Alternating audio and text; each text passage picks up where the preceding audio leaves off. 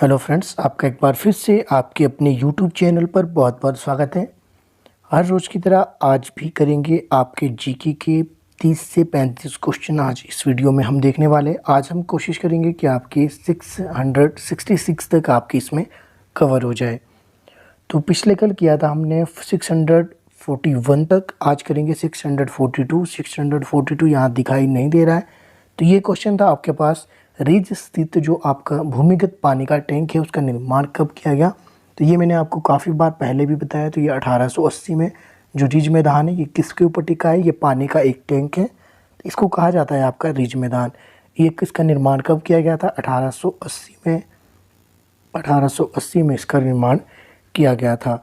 इसके अलावा रिज मैदान की हाइट भी मैंने आपको कई बार बताई है, एक बार फिर से रिपीट कर देता हूँ। तो 2206 मीटर से लेकर 2210 मीटर तक इसकी हाइट है, राइट। इसके अलावा जो आपकी सामने एक चोटी है, जाखू चोटी, उसकी जो हाइट कितनी है? उसकी हाइट है आपकी 2450 मीटर। तो ये भी आप ध्यान रखें कि और जाखू मंदिर में जो हनुमान जी की मूर्ति स्थापित की गई, कब की गई? 2008 में। तो कितनी फीट है ये? 108 फीट जो है हनुमान जी की मूर्ति है, ये भी आप ध्यान में रखेंगे।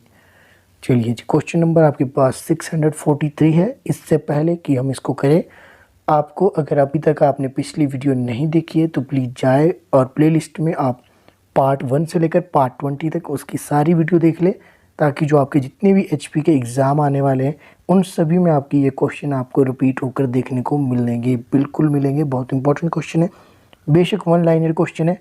वन लाइनर क्वेश्चन का आपका सीधा ये होता है कि अगर आपने इसको एक बार देख लिया, पढ़ लिया, डायरेक्ट आपके माइंड में आंसर आ जाता है। अगर आप ऑप्शन के साथ ऑब्जेक्टिव पढ़ेंगे तो ऑब्जेक्टिव आपको कंफ्यूज करते हैं। इसीलिए जब आप स्टार्टिंग में स्टडी करें तो आप हमेशा जो है डायरेक्ट आंसर पढ़े क्वेश्चन के साथ, ना कि उसके ऑब्जेक्टिव के साथ। चलिए देख लेते हैं आगे का क्वेश्चन। यशपाल साहित्य प्रतिष्ठान, तो ये कहाँ है आपका? ये है आपका नदौन में। मंदिरों व मस्जिदों का नहर किसे जो है शहर किसे कहा जाता है? मंदिरों और मस्जिदों का शहर कहा जाता है नाहन को। नाहन कहाँ है आपका? ये है सिरमौर में। नाहन में एक और बात मैंने आपको बताई थी, लिटिल मेमोरियल कहाँ है आपका? नाहन में। अच्छा, जब नाहन चले गए तो नाहन के समीप एक जो दुर्ग है उसका नाम है जातक दुर्ग।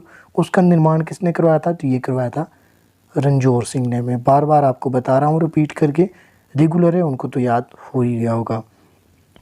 जब आप नाहन में चले गए, इसके साथ जो है एक और देख लेते हैं सिरमौर का। सुकेती फॉसिल पार्क कहाँ है?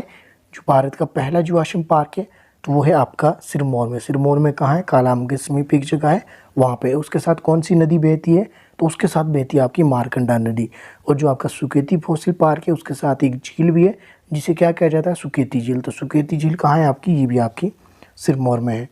इसके अलावा सिरमौर में सबसे ऊँची चोटी है वो है आपकी चूड़धार, 3647 मीटर इसकी हाइट है। ये भी आपको मैं हमेशा बताता हूँ जब कभी हम बात करते हैं। तालाबों का शहर किसे कहा जाता है? तो तालाबों का शहर भी आपका नाहन को कहा जाता है। मस्जिदों का शहर भी आपका नाहन को कहा जाता है। मंदिरों का शहर भी आपके नाहन को कहा जाता है।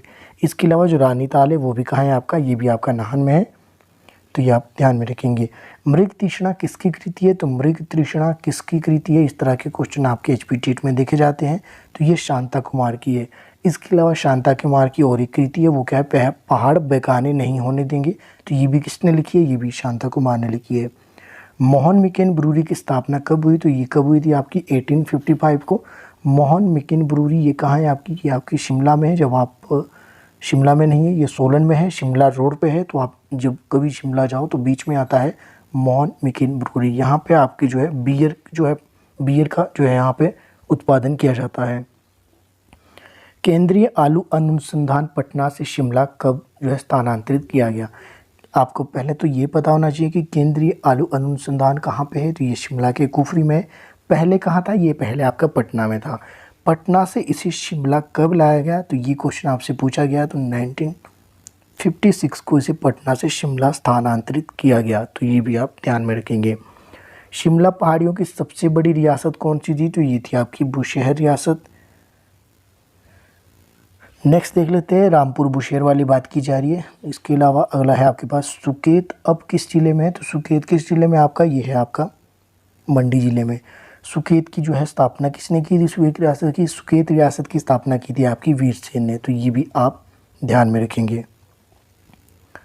विक्टोरिया ब्रिज कहाँ है? तो विक्टोरिया ब्रिज आपके मंडी में है और अब शायद 8% 2019 में इस ब्रिज को अब रिटायर कर दिया गया है।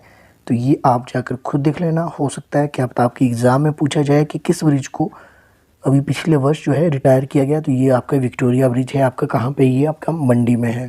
थोड़ा सा इसके बारे में हिस्ट्री खुद से पढ़ लेना। रोपड़ का प्राचीन नाम था, रोपड़ का प्राचीन नाम क्या था? तो इसका नाम था रूपनगर। तो ये भी आप ध्यान रखेंगे। ये रोपड़ कहाँ पड़ता है? तो रोपड़ आपका पंजाब में पड़ता है। 8% आपने सुना होगा। 15 अप्रैल 1948 को धामी रियासत का विलय हुआ था। तो आपने बताना है कब हुआ था? 15 अप्रैल 1948 को किसका विलय हुआ था? धामी रियासत का। इससे पहले आपको क्या बताना है कि इससे पहले आपने ये बताना है कि धामी गोलीकांड कब हुआ था? धामी गोलीकांड आपका 16 जुलाई 1939 को आपका जो है धामी गोलीकांड हुआ था। इसमें कितने लोग मारे गए थे? 2 लोग मारे गए थे। अब आपसे क्वेश्चन क्या पूछा गया है कि 15 अप्रैल 1948 को धामी जो है रियासत का विलय हुआ था। तो उस समय ये किसकी थी? शिमला जिले की कसुम्पटी तहसील में था ये। तो ये भी आप ध्यान में रखेंगे। किकली नृत्य होता है, तो किकली जो नृत्य है वो होता है तो कहाँ कहाँ होता है? ये आपका कांगड़ा में होता है। उसके अलावा आपका ऊना में और हमीरपुर में। तो किकली नृत्य कहाँ कहाँ किया जाता है? नृत्य से इंपॉर्टेंट क्वेश्चन आपके बन सकते हैं, तो इसको भी आप ध्यान रखिए। आप इनके नोट्स बना लीजिए, बेशक आपके काम आने वाले हैं। कांगड़ा, ऊना और हमीरपुर में होता है। तीर्थन अभ्यारण्य कहाँ है? तो तीर्थन अभ्यारण्य ये आपका कुल्लू में है। ये आप सभी को आई होप पता होगा। कुल्लू घाटी में जो ट्राउट मछली उत्पादन के लिए किस देश से सहायता मिल रही है? तो कुल्लू में जो ट्राउट मछली का उत्पादन किया जाता है, एक आपको ये पता लग गया। इसके अलावा और कहाँ कहाँ किया जाता है? तो बिलासपुर के देवली में भी किया जाता है। और जो आपका रोहड़ू भी ट्राउट मछली के उत्पादन के लिए काफ़ी प्रसिद्ध है। तो ये किस देश की सहायता से चल रहा है? कुल्लू घाटी में ट्राउट मछली का उत्पादन ये चल रहा है नॉर्वे की सहायता से। अगला क्वेश्चन देख लेते हैं। तमसार दर्रा कहाँ है? तो तमसार दर्रा आपका कांगड़ा में है। 658 क्वेश्चन आपके पास। शेरशाह सूरी ने किसे कांगड़ा पर कब्जा करने भेजा था? तो शेरशाह सूरी ने भेजा था सेनापति खवास खान को। कब भेजा था? 1540 में। ये आपने इंपॉर्टेंट फैक्ट याद रखना है। इसके अलावा जो आपकी कांगड़ा की बात की जाए तो कांगड़ा में जो किला बनाया था किसने बनाया था? सुशर्मा ने बनाया था। जो कांगड़ा है 2 भागों में बंटा था, नगरकोट और जालंधर। ये भी आप ध्यान में रखें। कांगड़ा का पुराना नाम आपका नगरकोट और भीमकोट भी कहा जाता है। तो ये भी आप ध्यान में रखेंगे। इसके अलावा जो कांगड़ा में भूकंप कब आया? ये क्वेश्चन आपका कई बार देखा गया। तो 4 अप्रैल 1905 को आपका कांगड़ा में भूकंप आया था। तो ये भी आप ध्यान रखिएगा। 1844 में ब्रिटिश सरकार द्वारा क्योंटल के राजा संसार चंद से शिमला निर्माण के लिए कितने गांव लिए गए? तो आपने बताना है कितने गांव लिए गए थे। तो ये लिए गए थे 13 गांव। किसने लिए थे? ब्रिटिश सरकार ने। कब लिए थे? 1844 में। किस राजा से लिए थे? तो क्योंटल के राजा से। तो ये भी आपने ध्यान रखना है। वायसरीगल लॉज किस पहाड़ी पर स्थित है? तो वायसरीगल लॉज किस पहाड़ी पर स्थित है? एक वीडियो में आपको मैंने बहुत बड़ा लेक्चर दिया है। तो ये आपके पास फिर से क्वेश्चन आ गया कि वायसरीगल लॉज है वो कहाँ पे स्थित है? तो ये आपका ऑब्जेक्टरी हिल से उस पर स्थित है आपकी। ये कहाँ है? आपकी शिमला में। जो आज का आपका एडवांस स्टडी है यही आपका वायसरीगल लॉज है। तो इस वायसरीगल लॉज में पहली बार जो विद्युत की जो आपूर्ति हुई थी कहाँ हुई थी? तो वो वायसरीगल लॉज में हुई थी। कब हुई थी? 1888 में। उस समय कौन थे आपके जो है?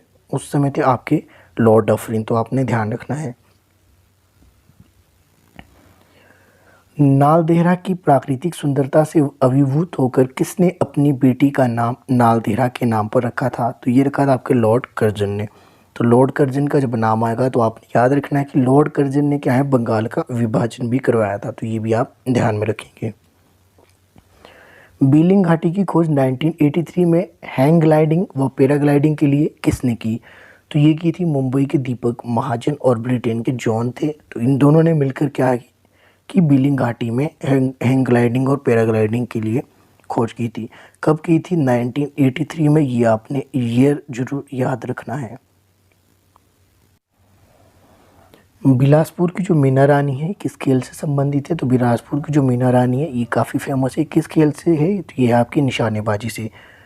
क्वेश्चन नंबर 664 है आपके पास। राष्ट्रीय उच्च मार्ग 22 सबसे पुराना और सबसे लंबा है। तो आपने ध्यान रखना है कि सबसे लंबा कौन सा है? तो ये आपका राष्ट्रीय राजमार्ग जो उच्च मार्ग है आपका, तो ये है आपका 452 और इसके अलावा ये सबसे पुराना भी है। कितना किलोमीटर है? 459 किलोमीटर है। ये भी आप ध्यान में रखेंगे। सेब की फसल को ओलावृष्टि की तबाही से बचाने के लिए किस स्थान पर एंटी हेलगन और रडार स्थापित किया गया है? तो ये किया गया है आपका खड़ा पत्थर में। तो ये आता है आपका शिमला में। ये भी ध्यान में रखेंगे। चंबा में उमेद सिंह ने जो है रंगमहल की नींव रखी थी। ये आपने ध्यान रखना है। किसके लिए रखी थी? चंबा रुमाल की जो है उत्कृष्टता के लिए, यानी कि उसके जो है उसको बढ़ावा देने के लिए रखी थी।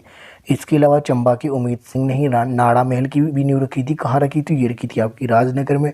इसका जो उद्देश्य था शिल्प को प्रोत्साहन करना। तो नाड़ा महल की नींव किसने रखी थी? ये उमेद सिंह ने ही रखी थी। इसके अलावा उमेद सिंह ने रंगमहल की रखी थी। कहाँ रखी थी? ये चंबा की बात की जा रही है।